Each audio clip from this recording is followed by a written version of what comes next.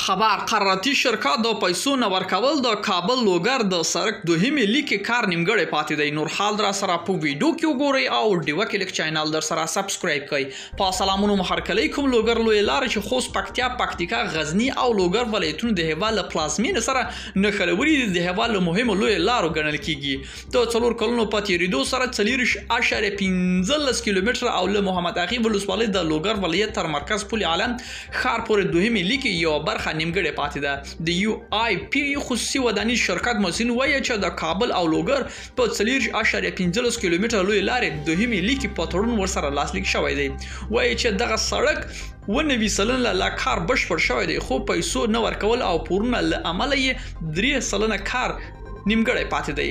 د خوست پکتیا او لوګر ولایتونو یو شمېر اوسیدونکي وایي چې 4 کاله کېږي چې د کابل لوګر لوی لارې دوهمې لیکې کار پیل شوی دی، خو تر اوسه نه دی بشپړ شوی.